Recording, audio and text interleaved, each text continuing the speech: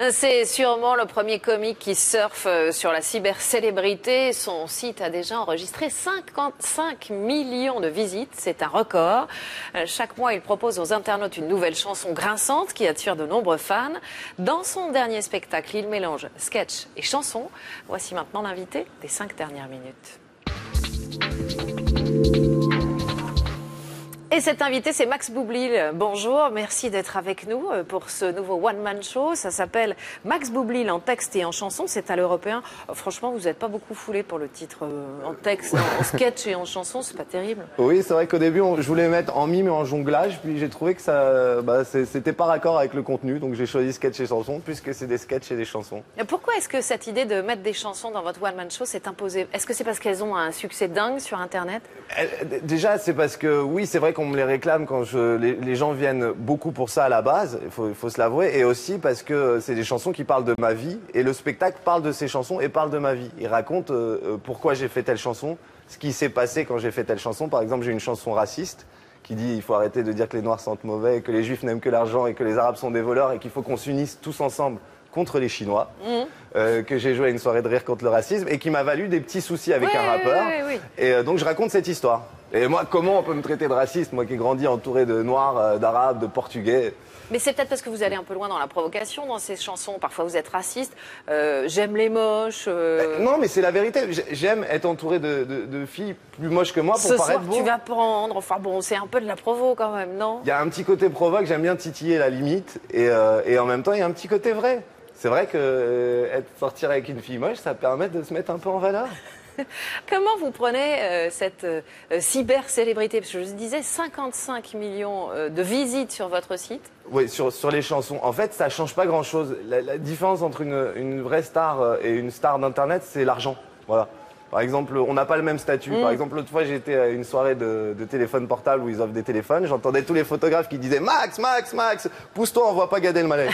Alors justement, on va regarder un extrait du spectacle où vous parlez de cette cyber-célébrité et de ses revers. On regarde.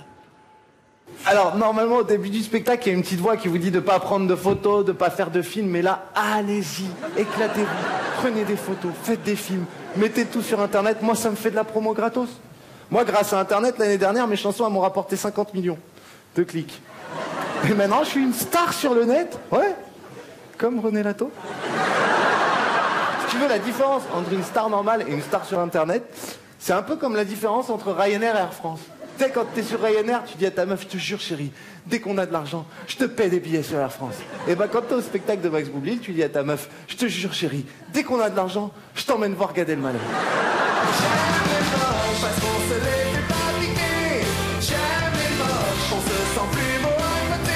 Quand t'es en couple, tout se simplifie.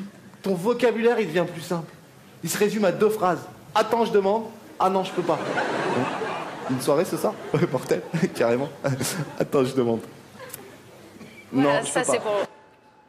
Ça, c'est pour le spectacle. Et Internet, c'est quand même une bande-annonce formidable parce que j'imagine que dans la salle, là, quand ils viennent vous voir, il y a des gens qui chantent vos chansons, qui les connaissent par cœur. Évidemment, oui, il y a des gens qui chantent mes chansons, il y a des gens qui les chantent, oui, il y a des gens qui sont très impressionnés d'avoir ces chansons sur scène, et j'ai l'impression d'être un vrai chanteur. J'ai l'impression d'être Enrico Macias qui rentre au Stade de France par moment, il répète les chansons. Aznavour, oui, un petit peu plus jeune. Petit peu plus. Tout petit peu. Et c'est drôle, oui, de voir ces bêtises et ces fantaisies qui sont répétées par des gens. Voir des femmes de 50 ans chanter J'aime les moches, c'est toujours drôle.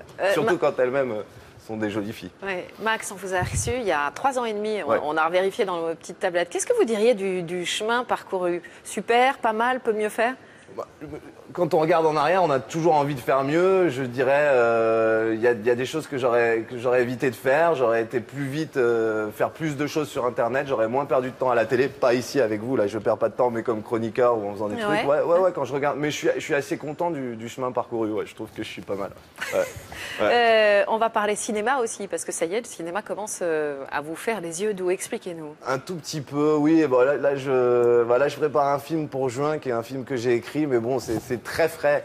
Et normalement, qui doit commencer à tourner en juin. Et puis j'ai joué dans La Vérité si je mens 3. Un petit rôle, hein, je tiens à le dire, parce que je sens que ma main elle va s'exciter derrière la télé. C'est un tout petit rôle, hein, on n'est pas encore Mais voilà, j'étais au milieu de l'équipe de La Vérité Vivement 3. Voilà, j'allais dire, c'est pas rien d'être au milieu d'une équipe qui a fait de tels succès. Exactement. Vous en avez envie de faire du cinéma beaucoup? Oui, je vous cache pas que j'ai très envie de faire du cinéma. Après, mon vrai métier, c'est la scène. C'est être humoriste, enfin quand j'y arrive, et faire des chansons. Donc je vais garder la scène, et si je peux faire en plus un peu de cinéma, j'adorerais. Max Boublil, homme orchestre, il est en texte et en chanson, c'est à l'Européen. Pour l'instant, on n'a pas de date de fin, hein, puisqu'en fait, vous jouez... Pour l'instant, ça marche pas mal. Le mec qui parle comme si c'était un commerce. Ça se vend pas mal, grâce à Dieu. Merci à vous, Max Boublil, donc, pour ce spectacle.